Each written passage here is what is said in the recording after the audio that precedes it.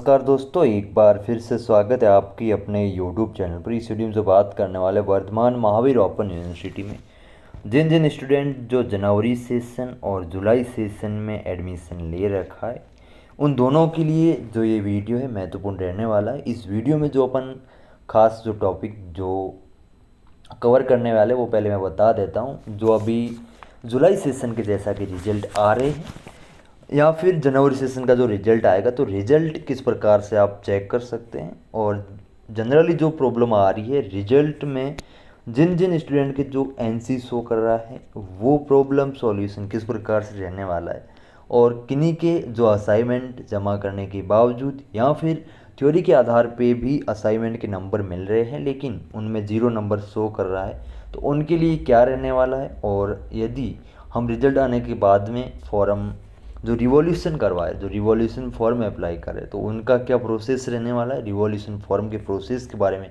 Complete detail से बात करेंगे। और उसके बाद में बात करेंगे कि डिफ़ॉल्टर फॉर्म जिन जिन स्टूडेंट के जो बैक लग जाती है या फिर जो फेल हो गए हैं उनके लिए, या फिर जो अब्सेंट रह गए थे जो एग्ज़ाम नहीं दे पाए, तो वो डिफ़ॉल्टर का फॉर्म भर के जो उनका क्या प्रोसेस रहने वाला है वापस से री एग्ज़ाम देने के लिए, उसके बारे में भी बात करेंगे। और उसके बाद में जो असाइनमेंट के बारे में, असाइनमेंट जिन्होंने को जमा करवा दी है, बाकी जिन्होंने जमा नहीं करवाए उनके लिए क्या प्रोसेस रहने वाला है। जमा करवाने के बाद में भी यदि असाइनमेंट में ज़ीरो नंबर शो कर रहा है या फिर असाइनमेंट यदि आपने अभी तक जमा नहीं किए, कब तक जमा कर सकते हैं, क्या प्रोसेस रहने वाला, तो जनवरी और जुलाई सेशन दोनों के लिए महत्वपूर्ण वीडियो रहने वाला है। तो यदि चैनल पेज पे नए हैं तो चैनल को सब्सक्राइब करें। साथ ही वीडियो के जो डिस्क्रिप्शन में व्हाट्सअप ग्रुप बना रखे हैं मैंने, सेशन वाइज जनवरी सेशन का अलग से बना रखा है, जुलाई सेशन का अलग से बना रखा है, और साथ ही डिस्कशन का भी ग्रुप बना रखा है। टेलीग्राम ग्रुप और चैनल की भी लिंक मिल जाएगी, वो भी ज्वाइन करें ताकि वहाँ पे भी आपको टाइम टाइम इन्फॉर्मेशन मिलती रहे। उसी के साथ व्हाट्सअप नंबर भी मेंशन कर रखे, यदि कोई भी इश्यू भी रह जाए तो आप व्हाट्सअप नंबर पे व्हाट्सअप भी कर सकते हैं। और यदि वीडियो अगर हेल्पफुल लगे तो लाइक शेयर कमेंट सब्सक्राइब जो भी है वो ज़रूर कर देना। बाकी यदि उस वीडियो देखने के बाद में यदि कोई इश्यू रहता है तो आप कमेंट बॉक्स में ज़रूर बताएं। तो चलिए वीडियो स्टार्ट करते हैं, देखते हैं जो भी सारा रिकॉर्ड है वो कंप्लीट इन्फॉर्मेटिव बात करने वाले, तो वीडियो थोड़ा लंबा रहने वाला, तो बने रहे वीडियो के लास्ट तक। तो चलिए वीडियो स्टार्ट करते हैं। तो सबसे पहले बता दूं कि आप जो रिजल्ट है, रिजल्ट किस प्रकार से जो देख सकते हैं, चाहे आपका जनवरी सेशन हो या फिर जुलाई सेशन हो, जैसे जैसे रिजल्ट जारी होता है रिजल्ट आपको किस प्रकार से देखना रहता है। तो पहले बता दूं कि रिजल्ट आप ऑफिशियल साइट पे आ जाएंगे। यहाँ पे आने के बाद में यहाँ तो सबसे नीचे की साइड, अब जो इसकी ऑफिशियल साइट है अपडेट की कर दी गई है, तो काफ़ी इसमें चेंजेज हो रखा है। यहाँ पे आपको दिख रहा है जो एग्ज़ाम कॉर्नर, यहाँ पे भी आपको रिजल्ट का ऑप्शन दिख रहा है, इस पर क्लिक करके भी देख सकते हैं। या फिर जो मेन ऑफिशियल साइट इसका आपको जो राइट हैंड साइड में दिख रहा है रिजल्ट, यहाँ पे भी आपको दिख रहा है रिजल्ट, इस पर क्लिक करके आप देख सकते हैं रिजल्ट जो कि आपका एग्ज़ाम होने के बाद में जनवरी यानी कि जो दिसंबर परीक्षा 17 दिसंबर, और जो जुलाई सेशन में एडमिशन लेता है उनके लिए जो जून परीक्षा 17 जून कहलाता है, उन सभी के लिए रिजल्ट चेक करने का प्रोसेस एक ही रहता है। आप जैसे ही रिजल्ट पे आ जाएंगे, रिजल्ट जो कि जनरली एग्ज़ाम होने के 2 या 3 महीने के अंदर अंदर आपका रिजल्ट जो जारी होना स्टार्ट हो जाते हैं। यहाँ पे आपको दिख रहा है क्लिक फॉर जो डिटेल्ड रिजल्ट, यहाँ पे जो जो रिजल्ट जारी होते हैं, जिस जिस डेट को रिजल्ट जारी होते हैं वो आपको यहाँ पे मेंशन कर रखे हैं। इनका जो रिजल्ट जारी हो चुका है, अब बात रहती है यदि आपके पास स्कॉलर नंबर नहीं है तो आप किस प्रकार से देख सकते हैं, और स्कॉलर नंबर है तो आप किस प्रकार से देख सकते हैं। रिजल्ट वाले पे आप क्लिक कर देंगे, जैसे ही आप क्लिक करेंगे आपके सामने जो न्यू इंटरफेस ओपन हो जाएगा। यहाँ पे जिन जिन का जो टर्म एंड रिजल्ट जून 2022, जैसे कि अभी जून 2022 के चल रहे हैं, यहाँ पे इनका रिजल्ट जारी हो चुका है। यहाँ पे आपको दिख रहा है स्कॉलर नंबर, स्कॉलर नंबर डालने के बाद में आप चर्च प्रोग्राम पे क्लिक करेंगे। जैसे आप चर्च प्रोग्राम पे क्लिक करेंगे, यहाँ पे आपको प्रोग्राम जो ऑटोमेटिक सिलेक्ट का ऑप्शन आ जाएगा जो आपका प्रोग्राम चल रहा है। और यदि आपके पास नहीं है स्कॉलर नंबर तो आपको नीचे की साइड जो दिख रहा है church scholar number by name, यहाँ पे आप क्लिक करेंगे। क्लिक करने के बाद में आप अपना नाम जो इसमें कुछ भी डाल देंगे, अपना जो भी नाम है नाम डाल देंगे, और प्रोग्राम आप सेलेक्ट कर देंगे। सेलेक्ट करने के बाद में जिस भी आपने कोर्स में जो एडमिशन ले रखा है वो आपको सेलेक्ट कर देना और चर्च पे क्लिक कर देना। जैसे आप चर्च पे क्लिक करेंगे आपके सामने जो भी आपके स्कॉलर नंबर आ जाएंगे, उसमें आपका जो फादर्स नेम मदर्स नेम भी दे रखा है अपने हिसाब से देख सकते हैं, यदि आपके पास नहीं है तो। बाकी आपने जब एडमिशन फॉर्म अप्लाई किया था उस टाइम भी आपके सामने आए होंगे। यहाँ पे आपको दिख जाएगा regional centre, scholar number, name और जो फादर्स नेम। यहाँ पे आपको जैसे ही क्लिक करेंगे जो स्कॉलर नंबर का आपको रिजल्ट देखना है उस पर आपको क्लिक कर देना है। यहाँ पे स्कॉलर नंबर नोट कर ले, नोट करने के बाद में आपस वहाँ पे यहाँ पे आपको पेस्ट कर देना है। जैसे आप यहाँ पे जो स्कॉलर नंबर डाल दिए, स्कॉलर नंबर डालने के बाद में आपको सर्च प्रोग्राम पे क्लिक कर देना है। जैसे आप सर्च प्रोग्राम पे क्लिक करेंगे, सर्च प्रोग्राम पे क्लिक करने के बाद में यहाँ पे आपको प्रोग्राम जो उसके बाद में आपका प्रोग्राम जो सिलेक्ट हो पाएगा, तो मैंने सर्च प्रोग्राम पे क्लिक कर दिया। उसके बाद में सेलेक्ट प्रोग्राम, अब प्रोग्राम जो सेलेक्ट कर देना, उसके बाद में सबमिट पे आपको क्लिक कर देना। जैसे आप सबमिट पे क्लिक करेंगे आपका जो रिजल्ट है वो ओपन हो जाएगा। जैसे कि मैंने जो स्कॉलर नंबर डाल दिए सर्च प्रोग्राम और प्रोग्राम सेलेक्ट करके सबमिट कर दिया है, तो अब आपका जो रिजल्ट है वो आप यहाँ पे शो कर लेगा। इसी प्रकार से जो आप रिजल्ट है वो देख सकते हैं, यहाँ पे आपको दिख रहा है। और रिजल्ट में आपको खोलते जो मैंने अब रिजल्ट देखा इसमें एनसी शो कर रहा है। जैसे कि इनका जो सब्जेक्ट आर्ट्स हैं तो इसमें थ्योरी में कहीं ना कहीं अपसेंट दिखा रहा है। यहाँ पे अपसेंट ए बी मतलब वो अपसेंट है, एन सी मतलब कि नॉट क्लियर, एस सी मतलब सक्सेसफुली क्लियर। जिसमें एस सी दिख रहा है वो आपका पेपर क्लियर है, जो एन सी दिख रहा है वो आपका पेपर क्लियर नहीं है। और ए बी है यानी कि आपका अपसेंट ए बी है, जिसमें नंबर 0 शो कर रहा है और असाइनमेंट में भी 0 नंबर शो कर रहा है। तो जिन जिन स्टूडेंट के यदि थ्योरी पेपर में जो थ्योरी के आधार पर असाइनमेंट के नंबर मिल रहे हैं, थ्योरी में यदि आपकी बैक है या फिर आप थ्योरी पेपर में एब्सेंट है, तो उसी सब्जेक्ट के असाइनमेंट में भी आपका 0 नंबर शो करेगा। दोबारा से बता देता हूँ, जिनका जो असाइनमेंट में जैसे कि यहाँ पे 0 नंबर शो कर रहा है, इनके लिए जो थ्योरी के आधार पे आपको असाइनमेंट के नंबर मिले हैं, अगर थ्योरी में आपके बैक लगी है या आप एब्सेंट है, जो थ्योरी पेपर में यहाँ पे आपको दिख रहा है एब्सेंट शो कर रहा है या फिर एनसी आ रखा है, तो उसी थ्योरी पेपर के जो असाइनमेंट वाला पोर्शन है, जो असाइनमेंट पेपर है, उसमें भी आपके 0 नंबर शो करेगा। चाहे आपके बैक आ रखी हो या आप एब्सेंट है, उसमें असाइनमेंट में 0 नंबर ही शो करेगा। इस प्रकार से आप रिजल्ट देख सकते हैं। और यहाँ पे आपको एनसी एससी का जो फंडा समझ में आ गया होगा। यदि आपका एससी आ रखा है ऑल ओवर तो आपका सक्सेसफुली क्लियर है, और एनसी है तो आपका नॉट क्लियर, ए बी है तो आपका अपसेंट है। इस प्रकार से जिन थ्योरी पेपर में आप यदि अपसेंट रह गए या आपने पेपर नहीं दिया या आपके नंबर कम आ रखे हैं, तो उनके लिए अब एनसी शो कर रहा है, तो उनके लिए क्या प्रॉब्लम सॉल्यूशन हो सकता है। तो सबसे पहले आप यदि आपने एग्ज़ाम दिया है और आपको यदि चांस लग रहा है कि हमारे नंबर बढ़ सकते हैं, तो आप रिवॉल्यूशन फॉर्म अप्लाई कीजिए। रिवॉल्यूशन फॉर्म में ओनली इतना ही होता है कि जो आपके नंबर रहने वाले वो रिकाउंटिंग होते हैं, ना कि रीचेकिंग। जो कॉपी है वो आपकी रीचेकिंग नहीं होगी, ओनली उसमें रिकाउंट होंगे, रिकाउंट ही होंगे। नंबर यदि टोटलिंग में कहीं मिस्टेक है तो आपके वो रिकाउंट होंगे होंगे जो आपका रिजल्ट रिवॉल्यूशन फॉर्म अप्लाई करने के तो 2 महीने बाद में आ जाएगा। आपको रिजल्ट ओपन करते ही यहाँ पे भी आपको दिख रहा है अप्लाई फॉर रिवॉल्यूशन। रिवॉल्यूशन जो कि फॉर्म रिजल्ट जारी होने के 15 दिन तक विथ इन जो 15 डे है उसके अंदर अंदर आपको जो रिवॉल्यूशन फॉर्म आप अप्लाई कर सकते हैं। रिवॉल्यूशन फॉर्म में ओनली रिकाउंटिंग होगी और आपका रिजल्ट रिवॉल्यूशन की जो एक पीडीएफ फॉर्मेट में जो अपलोड होता है, जिन जिन स्टूडेंट जो रिवॉल्यूशन फॉर्म अप्लाई करता है उन सभी का रिजल्ट जो एक साथ में जारी होता है। और यदि नंबर बढ़ते हैं तो आपके जो रिवॉल्यूशन नंबर बढ़ के यदि आप पास आउट हो जाते हैं तो उस सब्जेक्ट में एससी हो जाता है, अदरवाइज एनसी रहने वाला है। रिवॉल्यूशन में यदि आप पास नहीं होते हैं तो या फिर आप रिवॉल्यूशन जो आप अप्लाई ही नहीं करते हैं, तो उनके लिए क्या रहने वाला, आप डिफ़ॉल्टर का फॉर्म अप्लाई करके डिफ़ॉल्टर के रूप में जो फॉर्म अप्लाई करके आप री एग्ज़ाम दे सकते हैं। डिफ़ॉल्टर का प्रोसेस क्या रहने वाला है तो मैं बता दूं। डिफ़ॉल्टर की रिवॉल्यूशन की मैंने बता दिया कि रिवॉल्यूशन आप रिजल्ट जारी होने के 15 दिन बाद तक कर सकते हैं। उससे पहले डिफ़ॉल्टर पर जाने से पहले मैं बताता हूँ रिवॉल्यूशन फॉर्म आप किस प्रकार से जो अप्लाई कर सकते हैं। या तो आप रिजल्ट के नीचे की साइड जो देखा है अप्लाई फॉर रिवॉल्यूशन, वहाँ से भी कर सकते हैं। वहाँ से यदि आप नहीं करते हैं तो ऑफिशियल साइट पर आएंगे। ऑफिशियल साइट पर आने के बाद में जो राइट हैंड साइड में आपको दिख जाएगा ऑनलाइन सर्विस। पहले जो साइड अपडेट नहीं थी तो अब ऊपर ही साइड आपको दिख जाता था ऑनलाइन सर्विस वगैरह या लास्ट डेट, लेकिन अब जो साइड अपडेट कर रखी थी यहाँ पे आपको दिख जाएगा स्टूडेंट्स 1U के ऊपर की साइड आपको दिख रहा है ऑनलाइन सर्विस। ऑनलाइन सर्विस पे आपको क्लिक कर दें। जैसे आप ऑनलाइन सर्विस पे क्लिक करेंगे, जो भी प्रेजेंट टाइम में जो VMOU में फॉर्म चल रहे होते हैं उनकी सारी डिटेल आपको यहाँ पे मिल जाएगी। जैसे कि अब रिवॉल्यूशन का फॉर्म तो यहाँ पे आपको क्लियरली लिख रखा है कि आप to 15 days of result declare. Result declare होने के 15 दिन के अंदर अंदर आप रिवॉल्यूशन फॉर्म अप्लाई कर सकते हैं। यहाँ पे आपको अप्लाई नाउ पे जो ऑप्शन दिख रहा है यहाँ पे आपको क्लिक करना है। जैसे आप क्लिक करेंगे यहाँ पे स्कॉलर नंबर डाल देना है। स्कॉलर नंबर डालने के बाद में स्कॉलर नंबर और आप प्रोग्राम है जो कि सिलेक्ट कर देंगे। सिलेक्ट करने के बाद में सबमिट कर देंगे। जैसे आप सबमिट पे क्लिक करेंगे आप जिस सब्जेक्ट में रिवॉल्यूशन करवाना चाहते हैं वो आप सेलेक्ट कर देना है। सेलेक्ट करने के बाद में उसका आपको पेमेंट कर देना है। इस प्रकार से आप रिवॉल्यूशन फॉर्म जो अप्लाई कर सकते हैं। अब बात करें डिफ़ॉल्टर फॉर्म की, तो डिफ़ॉल्टर फॉर्म क्या होता है? डिफ़ॉल्टर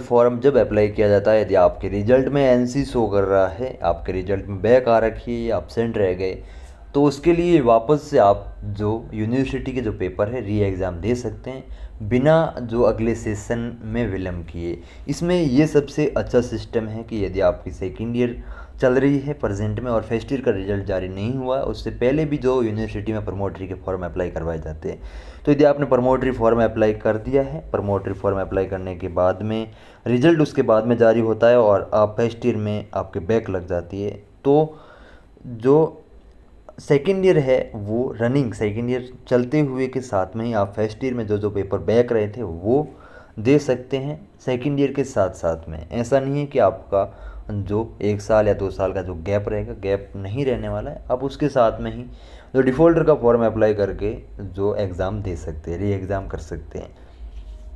ये तो हो गया डिफ़ॉल्टर फॉर्म है क्या। डिफ़ॉल्टर फॉर्म यदि आपकी बैक लग रखी है या फिर जो कुल मिला के रिजल्ट में आपका एनसी आ रखा है, रिजल्ट नॉट क्लियर है, तो उस केस में या तो आप रिवॉल्यूशन फॉर्म अप्लाई करके, यदि आपका सांझे लग रहा है कि नंबर बढ़ रहे हैं तो रिवॉल्यूशन फॉर्म अप्लाई कर सकते हैं। अदरवाइज डिफ़ॉल्टर का फॉर्म अप्लाई करके जो री एग्ज़ाम दे सकते हैं। तो ये डिफ़ॉल्टर फॉर्म हो गया। डिफ़ॉल्टर फॉर्म का प्रोसेस क्या रहने वाला है? डिफ़ॉल्टर फॉर्म जब अप्लाई होते हैं, एग्ज़ाम आगे कंडक्ट जब भी होंगे, अभी जून, अगर या तो जून में होंगे या फिर दिसंबर में, जो दिसंबर एग्जामिनेशन दिसंबर या फिर एग्जामिनेशन जून, जो 2 सेशन में होता है, उससे पहले डिफ़ॉल्टर के फॉर्म अप्लाई करवाए जाते हैं। अब आगे जिस सेशन की जो एग्ज़ाम होंगी उससे 1 महीने पहले आप मान के चले डिफ़ॉल्टर के फॉर्म अप्लाई करवाई जाएंगी। उससे पहले 1 महीने पहले आप मान के चले कि आपका डिफ़ॉल्टर की फॉर्म जो कि अप्लाई करवाई जाएंगी, और उसमें डिफ़ॉल्टर फॉर्म आप यदि अप्लाई करते हैं और उसके बाद में जो एग्ज़ाम होगा उसके साथ में आप बैठ के री एग्ज़ाम दे सकते हैं।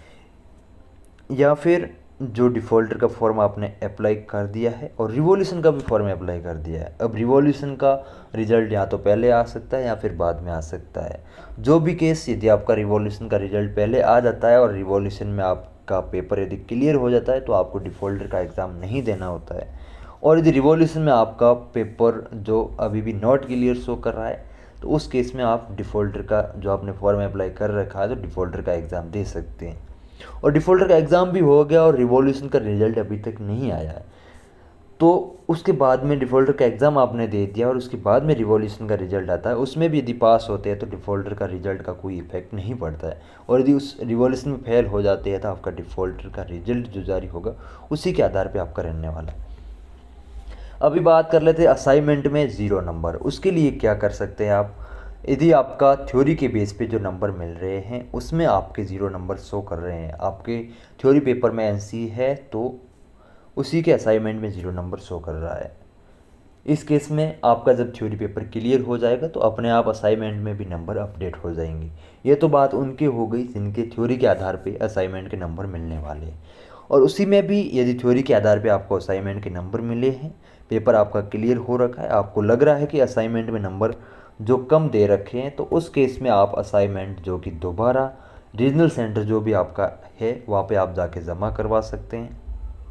जमा करवा के अब जो ऑफलाइन जमा हो रहे हैं और उनके लिए जो थ्योरी के आधार पे नंबर मिले थे उनको लग रहा है कि असाइनमेंट में नंबर कम है और दोबारा से असाइनमेंट जमा करवाना चाहते हैं, नंबर इंप्रूव करना चाहते हैं, तो वो असाइनमेंट जो अपने रीजनल सेंटर पे जाके दे सकते हैं। उस केस में आपको 200 रुपये पर असाइनमेंट के साथ में रीजनल सेंटर पे जाके ऑफलाइन असाइनमेंट जमा करवा सकते हैं जो अपना नंबर बढ़ाना चाहते हैं। और उसके बाद में ये किन के लिए है? जो जुलाई 2021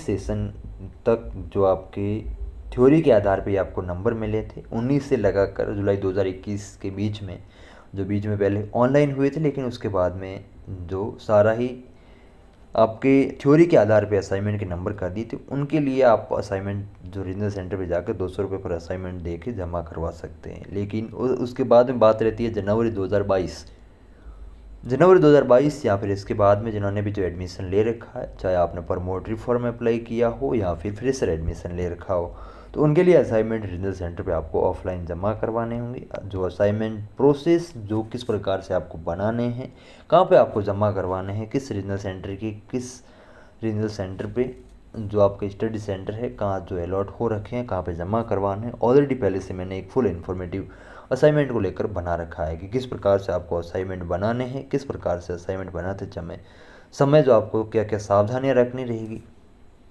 किस प्रकार से बनाने हैं, कहाँ से आंसर रहने वाले हैं, क्या क्या किस फॉर्मेट में या किस प्रकार का जो आपका फर्स्ट पेज बनाना है, वो कंप्लीट मैंने ऑलरेडी एक वीडियो डाल रखा है। आप चैनल पेज में विजिट करेंगे तो वहाँ पे आपको वीडियो मिल जाएगा डायरेक्ट, बाकी मैं डायरेक्ट उसकी लिंक भी वीडियो का डिस्क्रिप्शन में मेंशन करवा दूँगा। तो ये तो बात हो गई असाइनमेंट की। 0 नंबर शो करे तो आप दोबारा से जमा करवा सकते हैं या फिर थ्योरी पेपर क्लियर करके भी जमा करवा सकते हैं। असाइनमेंट जमा प्रोसेस ये रहने वाला है। अब बात जो रिजल्ट में एनसी प्रॉब्लम सॉल्यूशन हो गया, रिवॉल्यूशन डिफ़ॉल्टर। असाइनमेंट में 0 नंबर थ्योरी के आधार पे है तो आप जमा दोबारा से करवा सकते हैं, और थ्योरी का पेपर आप क्लियर करने के बाद अपने आप अपडेट हो जाएगा। और जिनके थ्योरी के आधार पे नहीं मिल रहे तो वो आप रीजनल सेंटर पे जाकर जमा करवा सकते हैं। असाइनमेंट जो कि एक बार ही जमा करवाए जाते हैं, यदि आपके पेपर में बैक लगी है तो आप असाइनमेंट पहले जमा करवा रखे तो दोबारा से जमा नहीं करवाने। काफ़ी स्टूडेंट के ये भी डाउट रहता है कि असाइनमेंट एक बार जमा कर दिया लेकिन इस बार रिजल्ट में बैक आ रखी है तो क्या दोबारा से असाइनमेंट जमा करने रहते हैं? तो असाइनमेंट आपको जमा नहीं करने रहते, असाइनमेंट ओनली एक बार ही जमा करने रहते हैं। असाइनमेंट एग्ज़ाम से पहले या बाद में तो इसका भी कोई ऐसा फिक्स नहीं रहता है, एक बार जमा करने हैं यानी कि आपको जमा करने हैं। जैसे आपके असाइनमेंट जमा होते हैं तो वो आपका रिजल्ट में असाइनमेंट के नंबर अपडेट हो जाएंगे। डिफ़ॉल्टर का एग्ज़ाम कब होगा? अब डिफ़ॉल्टर का जो आपने फॉर्म अप्लाई कर दिया, डिफ़ॉल्टर का एग्ज़ाम कब होगा, और डिफ़ॉल्टर का एग्ज़ाम फॉर्म भरने के बाद में एग्ज़ाम हो गया और उसका रिजल्ट कब जारी होगा, ये भी एक बड़ा सवाल रहने वाला है। तो इसके बारे में बात करते हैं। तो बता दूं कि आपने डिफ़ॉल्टर फॉर्म जो कि आगे जिस सेशन का एग्ज़ाम होगा उससे 1 महीने पहले मान के चले आपके रिजल्ट जो आपका एग्ज़ाम डिफ़ॉल्टर फॉर्म में अप्लाई करवाई जाएंगी। डिफ़ॉल्टर फॉर्म अप्लाई करवाने के बाद में उनका एग्ज़ाम कब होगा, तो एग्ज़ाम जो अगले सेशन का एग्ज़ाम रहने वाला है, जिस सेशन से पहले डिफ़ॉल्टर का फॉर्म अप्लाई करवाया जाता है उनके साथ ही आपका एग्ज़ाम होगा। एग्ज़ाम जून या फिर दिसंबर में जो कि संभावित रहते हैं। बाकी आगे जो भी टाइम टू टाइम इन्फॉर्मेशन रहेगी वो भी आपको मिलती रहेगी। ये तो बात होगी डिफ़ॉल्टर की, डिफ़ॉल्टर एग्ज़ाम। अब रिजल्ट कब जारी होता है, तो डिफ़ॉल्टर का रिजल्ट और उसी डिफ़ॉल्टर एग्ज़ाम के टाइम जो जिस सेशन के एग्ज़ाम चल रहे थे उनका रिज़ल्ट साथ में ही जारी होता है। ऐसा नहीं है कि डिफ़ॉल्टर का रिज़ल्ट पहले आएगा या फिर बाद में आएगा, ऐसा नहीं होता है। सभी का रिज़ल्ट साथ में ही जारी होता है और साथ में ही एग्ज़ाम होता है। जो डिफ़ॉल्टर का एग्ज़ाम होगा और उसके साथ में जिस सेशन का एग्ज़ाम होगा उन दोनों का रिज़ल्ट एक साथ में जारी होता है। ये बात होगी रिजल्ट जारी होने की। अब डिफ़ॉल्टर फॉर्म अप्लाई करने की फ़ीस क्या रहने वाली है, तो फ़ीस पर पेपर रहती है लगभग 200 रुपये या फिर 300 रुपये जो रहती है। और रिवॉल्यूशन फॉर्म की इसी की भी सेम ही 200 रुपये या 300 रुपये जो रहती है। डिफ़ॉल्टर फॉर्म अप्लाई करने का प्रोसेस जब आगे फॉर्म अप्लाई होना स्टार्ट हो जाएंगे इसी का ही सेम ही रहता है। ऑनलाइन सर्विस पे आपको क्लिक करना है, जो जो आपके फॉर्म चलेंगे वो आपको यहाँ पे दिख जाएंगे। बाकी डिफ़ॉल्टर फॉर्म जैसे ही स्टार्ट होते हैं उसकी भी आपको जो आगे अपडेट जिस प्रकार से रहेगी वो भी आपको मैं टाइम टू टाइम देने की कोशिश करूँगा। बाकी कोई भी यदि डाउट रह जाता है तो आप कमेंट बॉक्स में बता सकते हैं। और आई होप आपने यदि वीडियो पूरा शिद्दत से देखा है तो पूरी कोशिश की है कि एक एक जो टॉपिक मैंने समझाने का प्रयत्न जो किया है। बाकी इसके अलावा अगर समझ में नहीं आए या फिर इसके अलावा और भी कोई डाउट रह जाता है तो आप कमेंट बॉक्स में बता सकते हैं। अभी जो एक सवाल ये भी रहता है कि रिजल्ट में एनसी थ्योरी की बात होगी, थ्योरी में एनसी शो कर रहा है, असाइनमेंट में एनसी शो कर रहा है, सॉल्यूशन मैंने बता दिया। अब इन केस आपके जो प्रैक्टिकल पेपर में एनसी शो करता है तो वही एनसी यानी कि नॉट क्लियर है। यदि आपका प्रैक्टिकल पेपर यदि आप नहीं देते हैं या फिर अपसेंट रह जाते हैं या फिर नंबर कम चले जाते हैं तो आपका जो प्रैक्टिकल पेपर में एनसी शो करेगा। तो उसी केस में आप जो प्रैक्टिकल के डिफ़ॉल्टर के फॉर्म आएंगे, डिफ़ॉल्टर के फॉर्म अप्लाई करके वापस से री एग्ज़ाम कंडक्ट होंगे, री एग्ज़ाम दे के आप जो क्लियर करवा सकते हैं। ये हो गई प्रैक्टिकल में जो आपका एनसी शो करता है, तो उस केस में आप ये कर सकते हैं। अभी एक बात ये भी कर सकते हैं कि आपका एग्ज़ाम होगा, एग्ज़ाम सीटी सेंज किस प्रकार से रहने वाली, एग्ज़ाम सीटी भी एग्ज़ाम से 1 महीने पहले जो एग्ज़ाम सीटी के लिए जो लिंक ओपन होता है उसमें आपको अपने स्कॉलर नंबर डालने रहते हैं और जो आप एग्ज़ाम सीटी लेना चाहते हैं वो आप ले सकते हैं। बाकी उसका भी आगे जब टाइम जो जिस टाइम पे स्टार्ट होगा उस टाइम में फुल इन्फॉर्मेटिव वीडियो डालने की भी कोशिश करूँगा। बाकी अपडेट उसकी भी आपको अपडेट मिलती रहेगी।